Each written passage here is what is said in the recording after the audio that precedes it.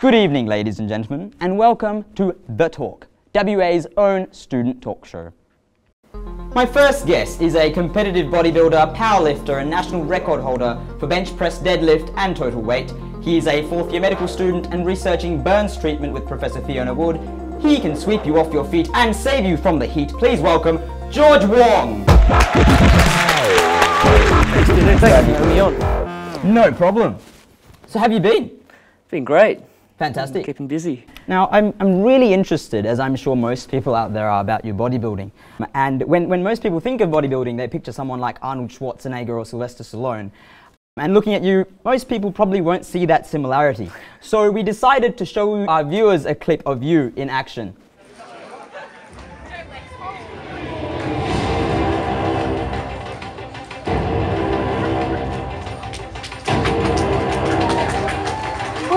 George! Woo! Go George! Go George! George!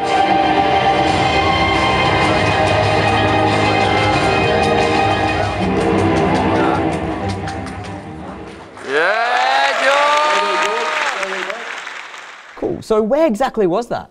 That was at my second competition of the year, the NABBA State Junior Titles. Natural bodybuilding. What does that mean? It just implies that there's no kind of performance-enhancing drugs or pro-hormones and that kind of thing. And that's an important message to send out, I think, in this day and age. For me personally, it is. It's a sport which I guess typically draws a lot of public attention for the use of steroids or pro-hormones. And I guess in that way it's got a lot of negative stigma attached to it. But there is a natural side to bodybuilding as well. And for me personally, I think that's the way I want to go with my bodybuilding. Mm-hmm. And what do you do instead, obviously, because you look pretty good even though you're not on steroids? Thanks, Dino. You just obviously don't take any pro-hormones, you don't take steroids. There's some ingredients in a lot of pre-workouts that you have to stay away from as well, but basically you just go the your natural way without any artificial factors. Oh, okay. So you obviously spend a lot of time in the gym. How much effort and training goes into something like that? For my contest prep, I was in the gym about 5 times a week. I was doing cardio almost every day. A lot of time does go into the gym, but then there's a lot of time outside of the gym as well. It's a whole lifestyle. Sure. And how long have you been in bodybuilding? Entering the competitions and stuff, I mean? This is my first year doing competitions. Oh, okay. Cool. And you're liking it? Yeah, I loved it. Fantastic. Do you have like a massive support squad? I've got a good network of close friends that are very supportive and have had to put up with me and a lot of my endeavours. Bodybuilding's not a huge sport, you know, it doesn't attract big crowds or anything like that, but I think it's slowly getting more and more popular. Yeah, definitely, particularly with people like you at the helm.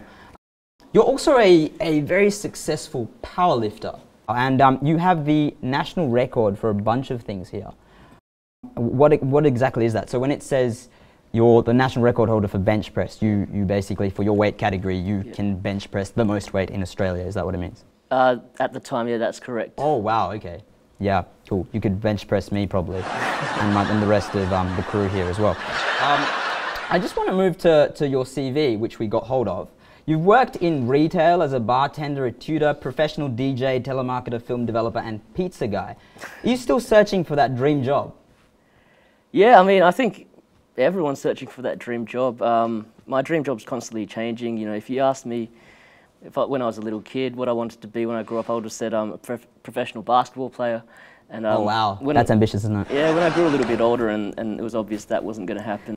My dream job would probably be something that I wouldn't even really consider a job. You'd just love doing it, that you wouldn't really consider it work.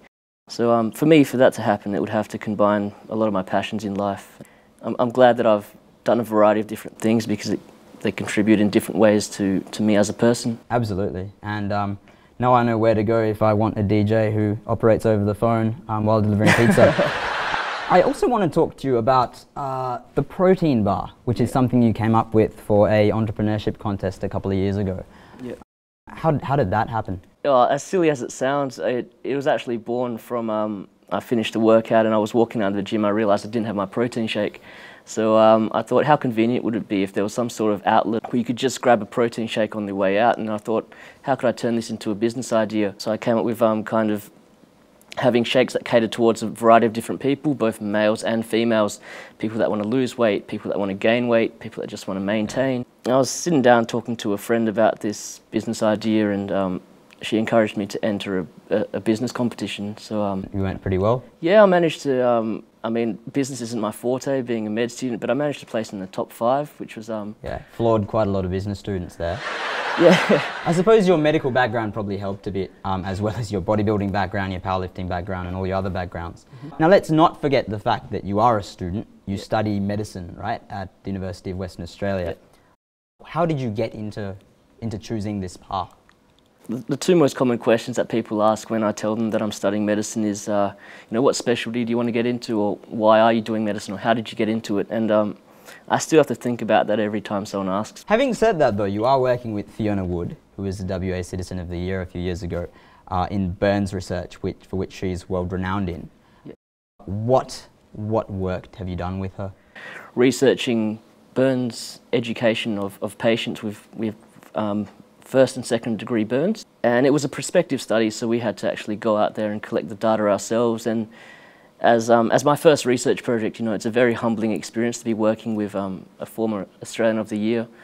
And she's an incredible woman. She's someone that's very inspiring. You know, it's hard not to be in awe of her when you're just talking to her, or when she's talking to you, or even when you're just in her presence. So what's happening to that research? Is that going to be published somewhere, or are you going to continue it beyond a prospective study?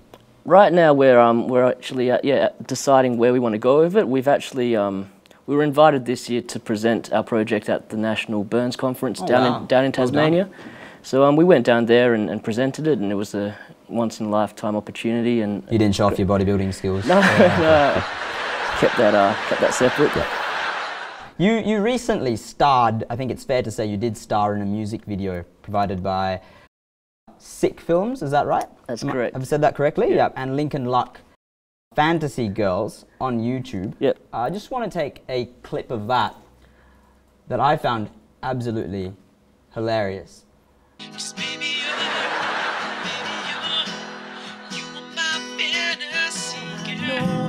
perfect, just comes easy when you're right beside me.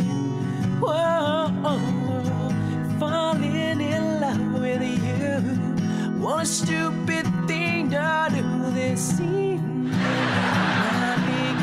It's all I want, and all I know is I can't sleep this evening. Just you would, I wish you would, I wish you would be mine, yeah. So George, it's time for the epic question, which is the question we ask right at the end of all our guests, and we hope you give a message to students out there. You are on a beach and you see a man who's staring desperately into the sea. You have a chance to change his life forever, and you're allowed to give him one sentence. What sentence would that be? Is the guy you've been in? It may be. I'd probably say, live the life you love the life you live.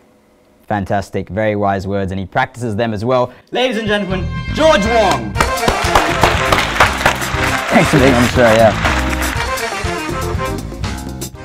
Tonight's program was made possible by the support of Teach Learn Go Inc. and Edith Cowan University. Thanks for watching The Talk on WASTV. See you next time.